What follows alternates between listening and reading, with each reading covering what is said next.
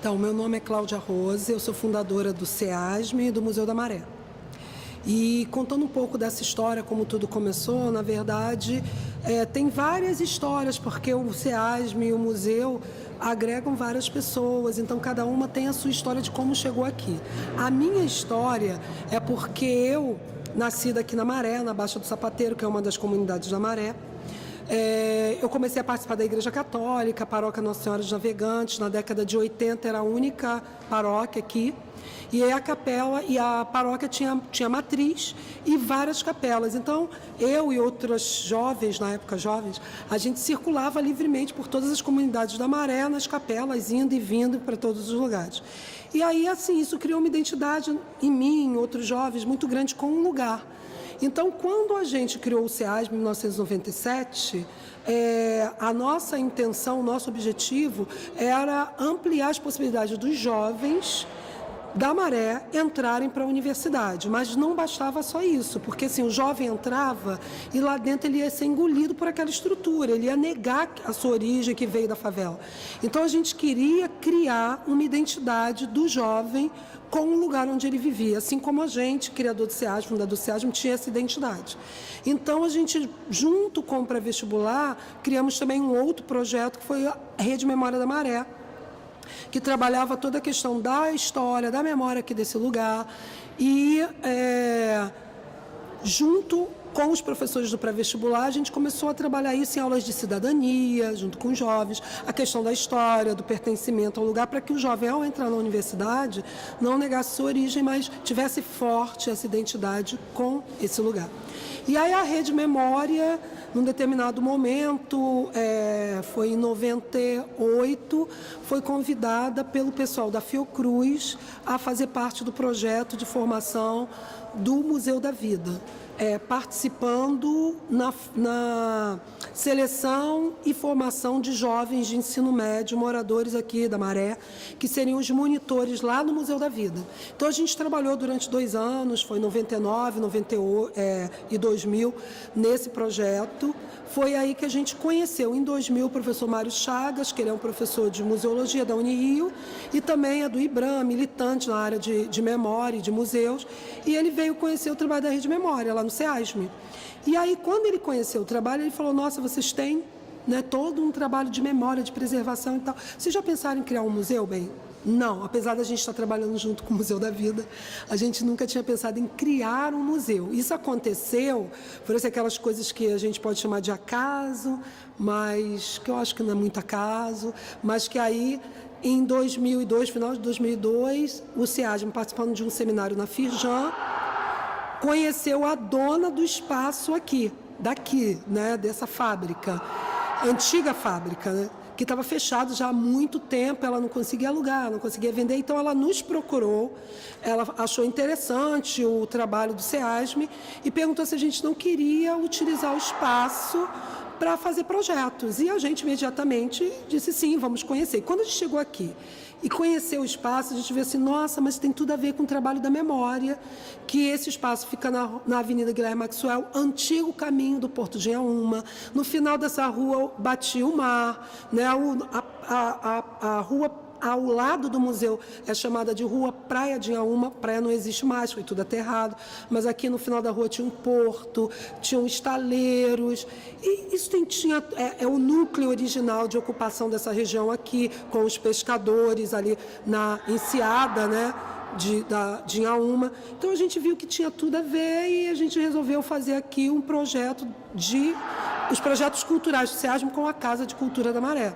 E em 2013 a gente assinou o comodato com a empresa Grupo Libra de navegação e ocupamos então o espaço com ações culturais, até que em 2004 saiu o primeiro edital do programa Cultura Viva, o edital dos pontos de cultura, e a gente inscreveu o projeto Museu da Maré. Já nessa discussão de museu, que começou desde 98 lá no Museu da Vida, que ganhou assim uma relevância maior a partir de 2000, conhecendo o mar e participando de vários eventos de museus, e aí com o espaço em 2003 e com o edital em 2004, a gente resolveu então escrever o projeto Museu da Maré. E a gente ganhou o edital. Em 2005, a gente começou a trabalhar toda a parte conceitual do espaço e a ocupação. Como é que a gente faria para ocupar, a partir da discussão conceitual, como que a gente materializaria isso aqui, nesse espaço desse galpão. Então, isso tudo foi um processo longo que culminou em maio de 2006, com a inauguração do museu. E de lá para cá, a gente já recebeu mais de 50 mil visitantes, a gente tem parceria com inúmeras instituições e grupos que utilizam o espaço do museu, parceiros nossos e também oficinas culturais nossas, projetos desenvolvidos pelo museu. Tem os jovens em parceria com a FAPESC, que são bolsistas do programa Jovens Talentos, que eles estão aqui, recebem uma formação e são monitores, né, do espaço.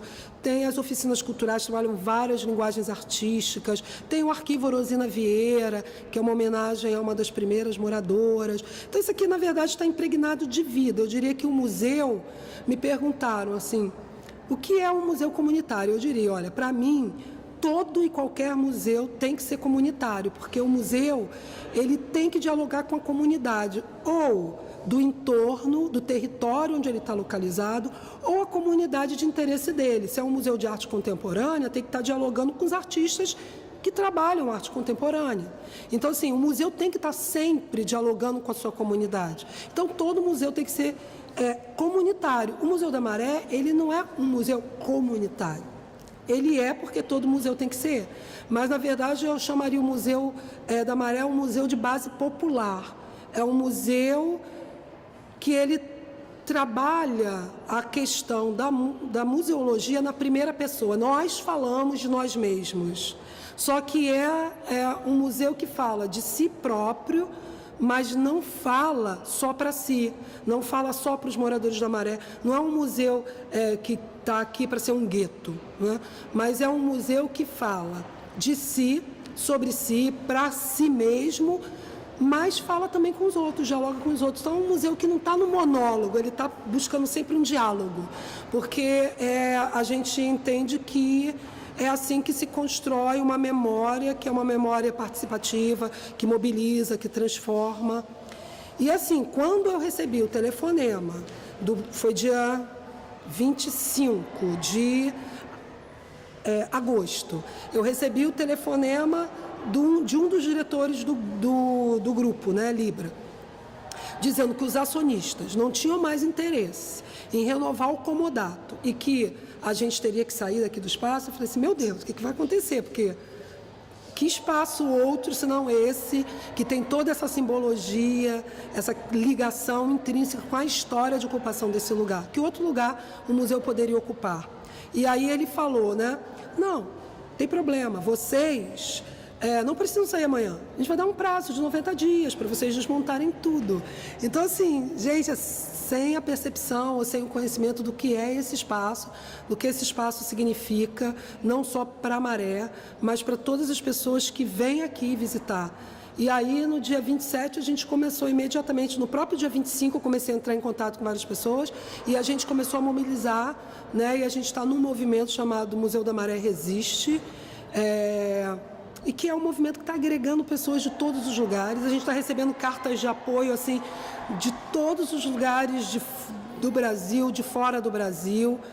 Então, a gente, com todo esse movimento, essas manifestações de apoio, de solidariedade, a gente realmente percebe, o Museu da Maré não é um museu do gueto, é um museu para a cidade, é um museu para o país, é um museu para o mundo, está mobilizando muita gente. E a reação assim, mais tocante é dos moradores. Eu quer acabar com o museu? Que é isso? Que história é essa? Não vamos deixar. Quer dizer, os moradores veem isso aqui como deles, é um espaço deles, que eles não vão deixar que uma empresa pegue e claro, legalmente, o espaço pertence a eles, o imóvel é deles, a gente sabe disso. Só que assim, moralmente, todo um engajamento, todo um trabalho, toda uma ocupação que não diz respeito só ao grupo que está coordenando isso, mas diz respeito a muita gente. E assim, tirar o museu daqui é atravancar, atrapalhar todo um projeto que não é só nosso, é um projeto político mesmo, de mudança, e que envolve os moradores, que envolve pessoas de outros lugares, pessoas que estão sendo solidárias. Então, assim, o que a gente, na verdade, quer é reforçar isso. Assim, o Museu da Maré é importante para cada um, para mim, particularmente, é importante, que participei da fundação, mas que, independente disso, a gente percebe hoje, o Museu da Maré não é nosso só, não é mais, ele já nos ultrapassou e muito, e ele pertence a muita gente que está extremamente incomodada e que quer realmente que o Museu da Maré continue aqui. E aí, assim, o Museu da Maré me representa, o Museu da Maré representa um monte de gente, e essas pessoas estão unidas. E se a gente não conseguir, né, com a mobilização, com a união, a gente vai resistir até o último momento, né? Mas, não sei, a gente queria resolver isso no diálogo, mas nem sempre o diálogo resolve as questões, infelizmente. Então a gente está fazendo um apelo aqui, gente, vamos estar aqui a favor do museu. Acima de qualquer coisa, é um trabalho afetivo, um trabalho político, um trabalho de mobilização.